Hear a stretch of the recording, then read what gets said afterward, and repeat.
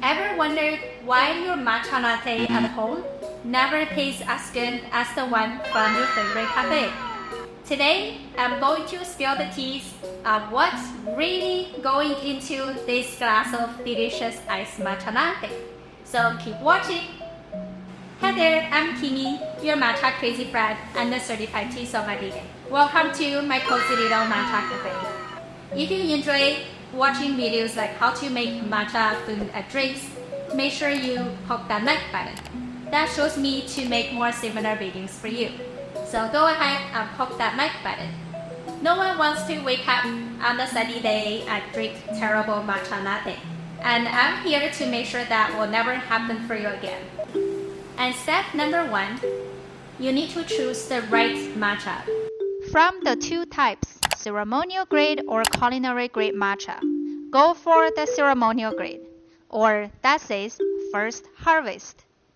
Although most Japanese ceremonial grade matcha are traditionally used for straight up matcha without adding sweetener and milk, there are some that are specifically blended for lattes. If you want the good matcha latte, it needs to start from having a good matcha. You don't need to get the most expensive matcha on the market, but you need to pay attention to the following points. Number 1, color. The greener, the better.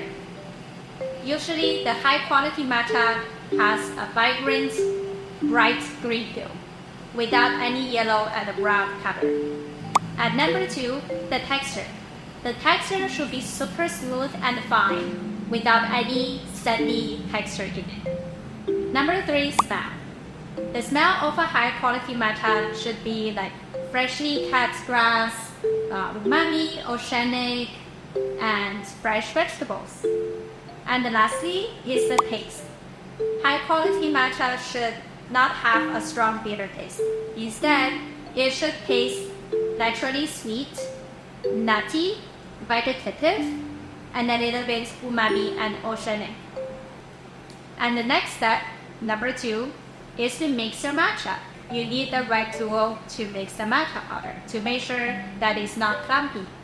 Matcha is not instant powder, so technically it's not water soluble.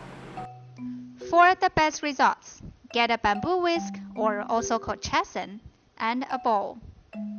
Springy tines specifically designed to whisk matcha into a frothy suspension. An alternative, an electric milk frother or a blender. No matter what, do not use a fork or a spoon. And since matcha is a powder, the powder to water ratio is super important.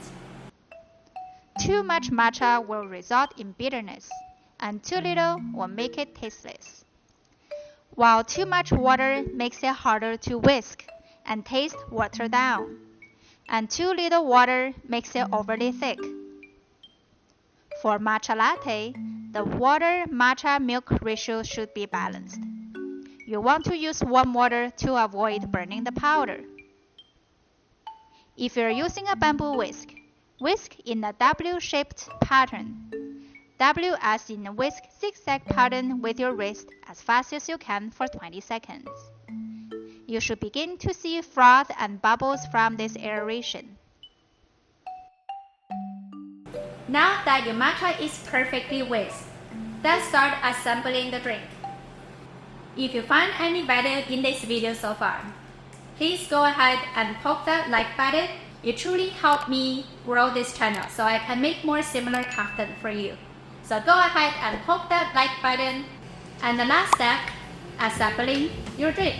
So now go grab a beautiful tall glass and fill it up with ice. Add your choice of milk like oat milk into the cup. Add your choice of sweetener like honey or syrup to the milk.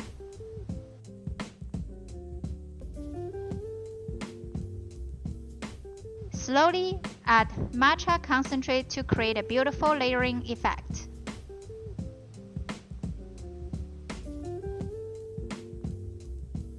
And there you have it. A beautiful, simple, delicious iced matcha oat milk latte that you can make at home. Now there are lots of customizations that you can add to your drink, make it more enjoyable for you. Sweeteners like honey, agave, or simple syrup. Optional flavor additions like vanilla syrup, cinnamon for enhanced aroma, and fruit purees, strawberry or mango, or any other fruits. I recommend that you experiment with different sweeteners, flavors, or even adjust the milk to powder ratio to make it the best matcha latte for yourself. Today we went through a lot of things in a short period of time. There's no way I could cover everything in details.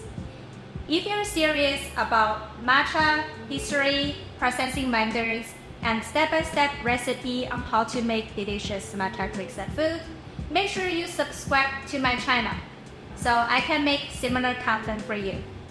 If you have any questions, feel free to leave me a comment in the comment section below. See you next time!